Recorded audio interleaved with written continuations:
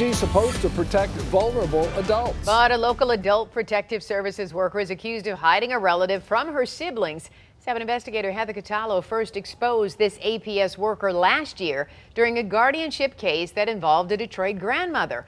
Well, now that worker is under fire again. And Heather is here to tell us what you've uncovered this time. Yes, our investigation continues. Family members are accusing Tresna Tupper of taking their loved one and hiding her from them.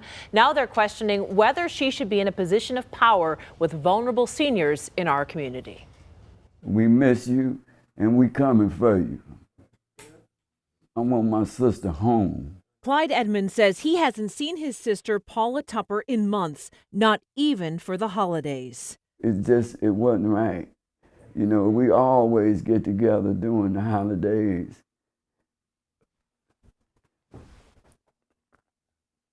Thanksgiving and Christmas, we be together.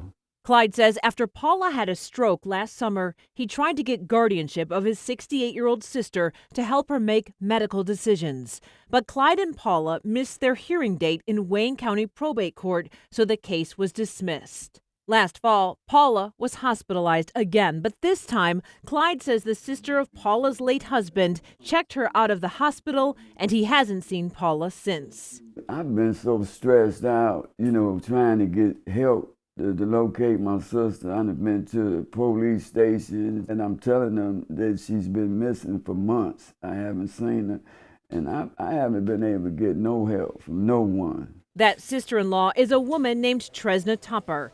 Tresna is an investigator for Adult Protective Services. It's so cruel. Last fall, the 7 investigators first exposed the role that Tresna Tupper played in a different, controversial guardianship case. That's intrusion. Bessie Owens told us Tupper, in her role as an APS investigator, came into her home uninvited last year and then filed a petition to place Owens under guardianship, a guardianship Owens did not want or need. Did you have any notice that a guardianship case had been opened about you? No.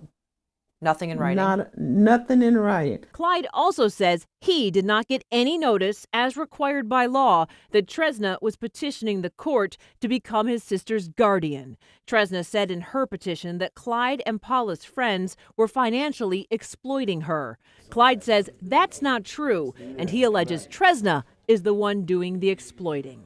She wants Paula's house, and she wants Paula's money. Clyde says Tresna's name is now on Paula's bank account. When your case is called, come up to the podium. Clyde finally got to see his sister during a court hearing earlier this month. That's where he learned Tresna had placed Paula into a group home in Detroit, and that's not all. Upon further inquiry, it does appear that the guardian has added her name to the title to the home owned by the ward. It appears that there is an apparent conflict of interest. About a month after Tresna Tupper was granted guardianship of Paula, she filed this deed with Wayne County, putting her name on Paula's house. So even though Tresna told the judge that Paula wanted her to continue as her guardian, she asked me to stay.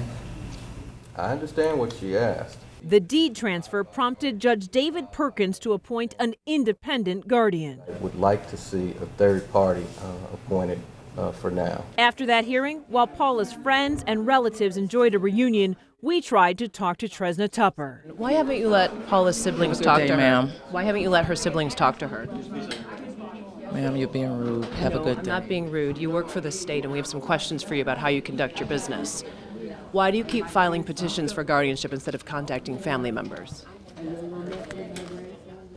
I have asked whether the state of Michigan has done any additional training with their adult protective services workers because of what we've uncovered. They would not answer specific questions about employees, but they did say that as a result of the questions raised by the 7 investigators in our last story that involved Tresna Tupper, Wayne County Adult Protective Services reviewed the policies and procedures staff are required to follow prior to filing petitions. Meanwhile, the independent guardian is in place in Paula Tupper's case until a court hearing next month. So the judge will be able to hear both sides, but all the parties have to have notice so there can be a fair process in these cases. And it's a good thing that you're looking into it and making sure that they follow the letter of the law. We're trying to hold everyone accountable. Bringing the light to certainly an issue impacting more families than it should. Many people. Yeah.